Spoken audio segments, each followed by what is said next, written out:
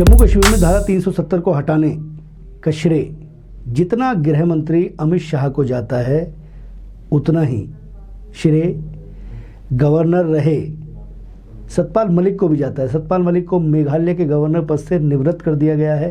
अब उनका अगला राजनीतिक पड़ाव क्या होगा, ये देखना दिलचस्प होगा। नमस्कार मित्रों, आप देख रहे हैं चेतना मंच और हम हैं राजकुमार चौधरी। हम भारतीय राजनीतिज्ञ सतपाल मलिक के बारे में बात करेंगे। देश के अन्य राज्यपालों के मुकाबले सतपाल मलिक अक्सर मीडिया की सुर्खियों में रहते हैं।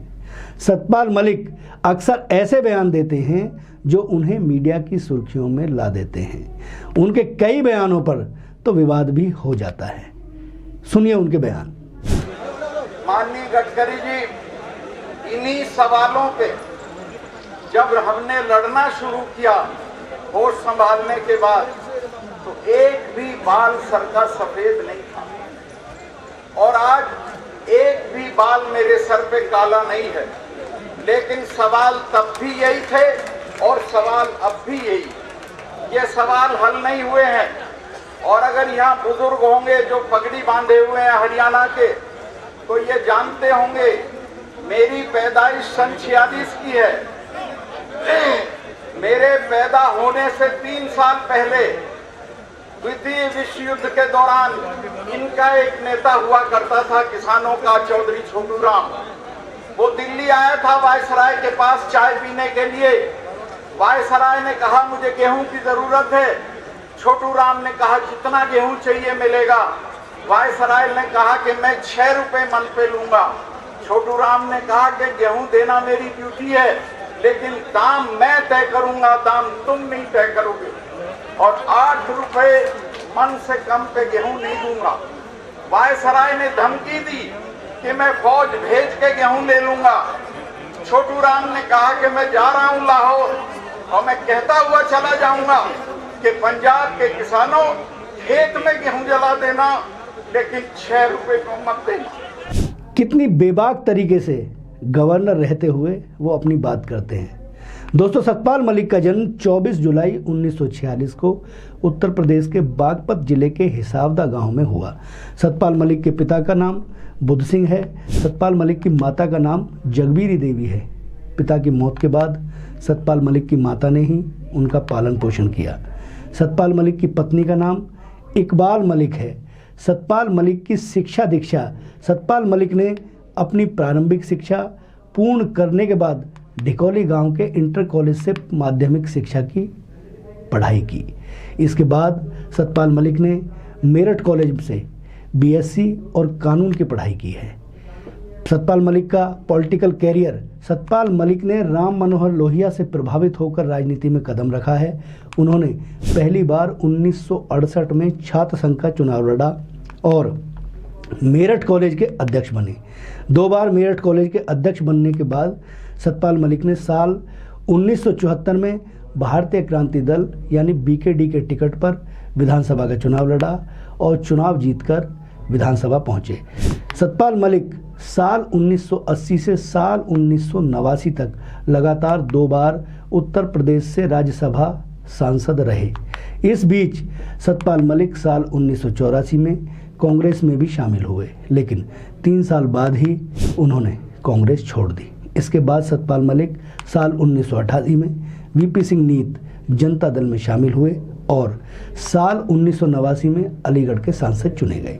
सतपाल मलिक 21 अप्रैल 1990 से 10 नवंबर 1990 तक केंद्र सरकार में राज्य मंत्री रहे हैं। सतपाल मलिक साल 2004 से भाजपा में शामिल हैं और एक कार्यकर्ता के तौर पर अपनी जिम्मेदारियों का निर्वहन करते हुए उन्होंने भाजपा के टिकट पर लोकसभा चुनाव लड़ा, लेकिन उन्हें पूर्व प्रधानमंत्री चौधरी चरण सिंह के बेटे अजीत सिंह से हार का सामना करना पड़ा।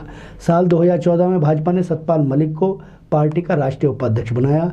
इसके अलावा उन्हें राजस्थान के विधानसभा चुनावों को संपन्न कराने की जिम्मेदारी भी पार्टी ने सौंपी। सितंबर 2017 में सतपाल मलिक को बिहार का राज्यपाल बनाया गया। इसके बाद अगस्त 2018 में सतपाल मलिक को जम्मू कश्मीर का राज्यपाल बनाया गया। जम्मू कश्मीर के बाद सतपाल मलिक को गोवा के राज्यपाल की जिम्मेदारी दी गई। गोवा के बाद सतपाल मलिक मेघालय पहुंचे और वो मेघालय के गवर्नर हैं। सतपाल मलिक के विवादित बयान। साल 2019 में सतपाल मलिक ने यह कहकर विवाद खड़ा कर दिया कि पटना में कश्मीर से ज़्यादा मर्डर होते हैं। पटना में एक दिन में जितनी हत्याएं हो जाती हैं उतनी हत्याएं कश्मीर में एक सप्ताह में होती हैं। साल 2018 में बाड़मेर के पत्रकार दुर्ग सिंह राजपुरोहित को SC/ST केस में गिरफ्तार किया गया था। इस मामले में आरोप लगा था कि सतपाल मलिक के प्रभाव का इस्तेमाल राजपुरोहित को फर्जी केस में फंसाने में किया गया है। इस मामले में बिहार के मुख्यमंत्री नीतीश कुमार ने जांच के आदेश भी दिए थे। सतपाल मलिक ने केंद्र सरकार के खिलाफ चल रहे किसानों के आंदोलन का समर्थन करते हुए कहा था कि किसानों के लिए वह इस्तीफा देने के लिए भी तैयार हैं। सतपाल मलिक ने एक कार्यक्रम के दौरान कहा था कि जम्मू कश्मीर का राज्यपाल रहने के दौरान अंबानी और RSS से जुड़े एक शख्स की 2 फाइलों को मंजूरी देने के बदले उन्हें 300 करोड़ की रिश्वत का ऑफर दिया गया था। हालांकि बाद में उन्होंने इस मामले में RSS का नाम लेने के लिए माफ़ी मांगी थी और कहा था कि मामले का RSS से कोई मतलब नहीं है। अक्टूबर 2021 में सतपाल मलिक ने यह कहकर सनसनी मचा दी थी कि गोवा की बीजेपी सरकार में बहुत भ्रष्टाचार है, प्रधानमंत्री नरेंद्र मोदी को इस पर ध्यान देना चाहिए।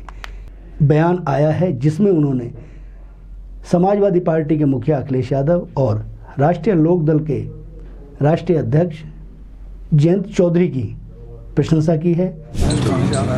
लेकिन RLD तो हमारी पार्टी, हम तो इसी में से निकले और मुझे जयंत के प्रति एक सॉफ्टनेस है। चौधरी साहब के पोते हैं वो। मैं उनके साथ शामली जा रहा था, कल जाना था, लेकिन वहाँ 144 लगी हुई है, तो मैं कानूनी पोजीशन पे रहते हुए 144 नहीं तोड़ सकता था, तो उसको मीटिंग को पोस्टपोन कर दिया। फिर किसी तारीख में हम लोग दोनों अब वो अपनी राजनीतिक पारी कैसे खेलेंगे ये देखना बड़ा दिलचस्प होगा।